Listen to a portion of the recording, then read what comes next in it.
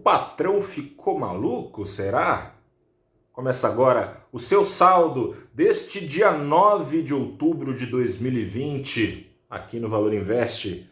Estou aqui para te contar que o Ibovespa, enfim, teve uma semana de ganhos, fazia tempo, foi a melhor semana do ponto de vista de quem está apostando que o Ibovespa vai subir, é claro, do Ibovespa desde julho. O Ibovespa acumulou na semana uma alta de 3,69%, retomando a faixa dos 97 mil pontos, hoje contra a contramão do mundo.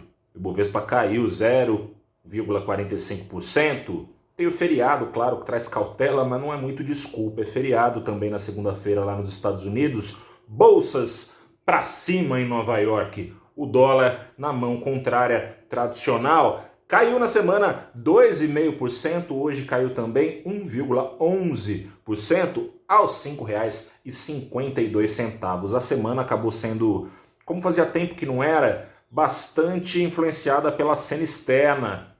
Começou primeiro o Ibovespa sendo levado a uma alta de 2 e tantos por cento, com a alta médica de Donald Trump lá nos Estados Unidos. Ele foi internado na sexta-feira passada com Covid-19, teve uma especulação ao longo da segunda-feira de que ele teria alta, teve alta mesmo, e com isso teve alta também no Ibovespa, teve alta nos principais índices do mundo e também com um aparente alinhamento maior dentro do governo em favor da sustentabilidade fiscal e também do governo com parlamentares fazendo juras de amor ao teto de gastos e falando que não teria renda cidadã. Você se lembra da polêmica aí da semana passada e do choque com que o mercado recebeu essa notícia? Falando que não teria renda cidadã com pedaladas fiscais. O renda cidadã segue nos planos do governo. Na terça-feira, parecia que seria mais um dia de ganhos, não foi. Donald Trump, na terça-feira, mostrando que já está bem ativo, resolveu bater o pé e interromper sumariamente, do nada, de repente, as negociações que já se arrastam há 3 meses lá nos Estados Unidos por mais gastos contra a crise. Ele falou que, para mim não, essa Nancy Pelosi aí, de acordo com ele, não é de boa fé. Nancy Pelosi, que é a presidente da Câmara dos Estados Unidos, democrata ela, republicano, Trump, mandou interromper tudo e com isso índices para baixo lá nos Estados Unidos. Aqui acompanhou também o Ibovespa esse rumo, mas também pesando o risco fiscal. Renda cidadã era prometido, aguardado e esperado por investidores uma nova proposta repaginada e sem pedaladas. Na quarta-feira, senador Márcio Bittar, que é relator do orçamento para 2021, surgiu durante a tarde para avisar que, se Deus quiser, na semana que vem vinha esse renda cidadã. Na terça-feira teve uma descompressão dessa tensão vinda do exterior pelo seguinte: horas depois de dizer que não queria mais e depois do fechamento, Donald Trump tuitou de novo, mudando de ideia, falando que topava sim, mas só um pacotinho modesto e focalizado.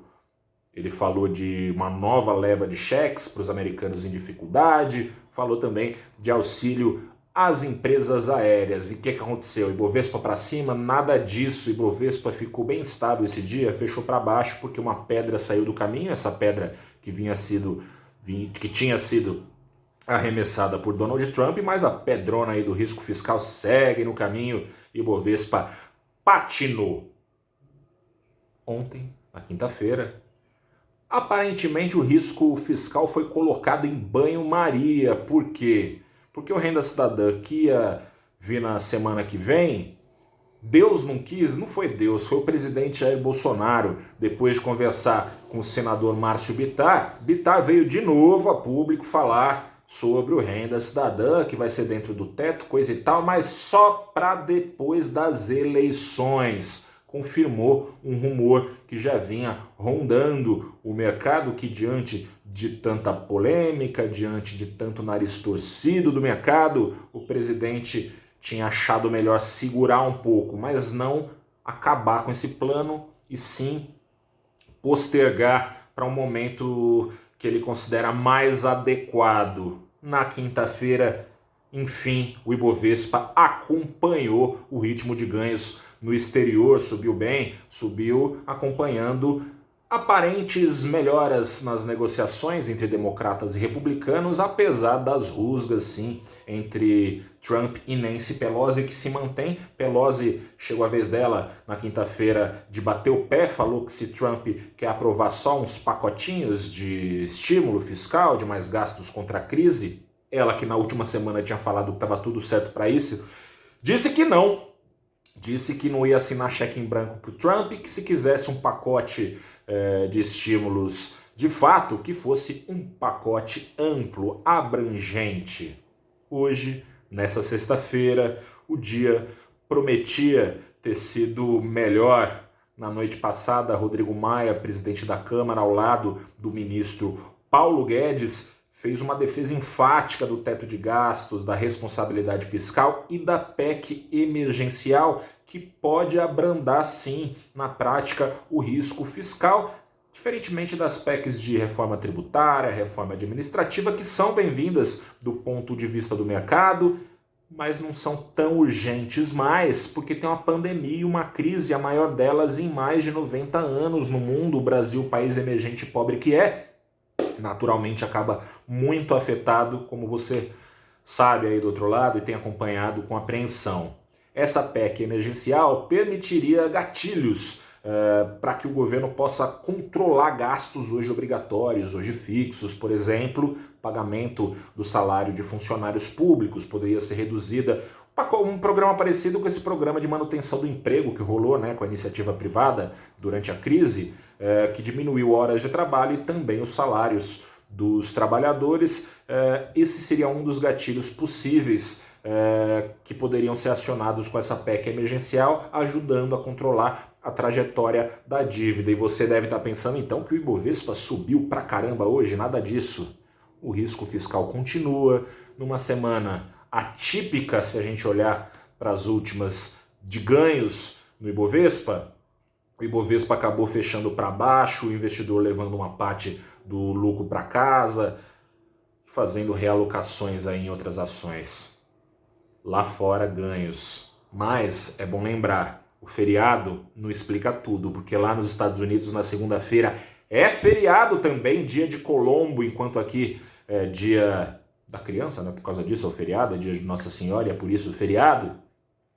Nos dois países as bolsas não abrem na segunda-feira, mas mesmo assim, pré-feriado, a pressão típica pré-feriado de baixa não apareceu lá nos Estados Unidos não, porque agora o Trump, que no começo da semana bateu o pé dizendo que não queria, falou em entrevista que quer fazer um pacote de estímulos muito maior do que ainda está em negociação entre democratas e republicanos. Ninguém está entendendo nada, mas ao fim e ao cabo, na prática, se isso acontecer, remedia os desejos externados desde o começo da crise pelo Banco Central dos Estados Unidos, que vem batendo na tecla, que já zerou juros, continuará colocando injeções de dólares na economia americana para segurar os mercados e tudo mais, mas que só isso não vai resolver o problema de fato, rapidamente, da maior economia do mundo. Ele pede com todas as letras que a política colabore, que mais gastos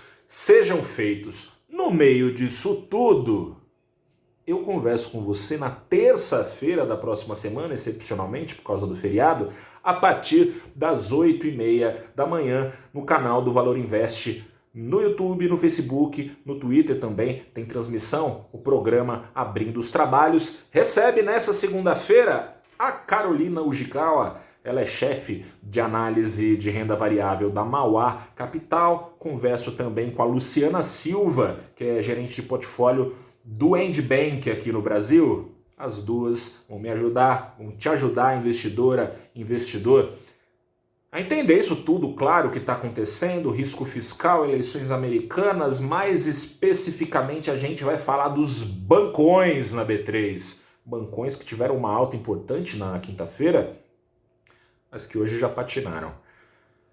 Esse desconto dos bancões é um desconto mesmo ou para ficar no termo aqui da moda, é um novo normal? Ou seja, tá barato? Tá barato se tiver expectativa de subir. Será que sobe ainda, bancão, como tem apontado tantos relatórios? São relatórios ao longo da crise, já desde o ano passado, quando os descontos vinham sendo dados, apontando para a resiliência dos bancos, para a boa condição financeira, para lucros que não vão embora tão cedo. Mas a ação mesmo, que é bom, não sobe.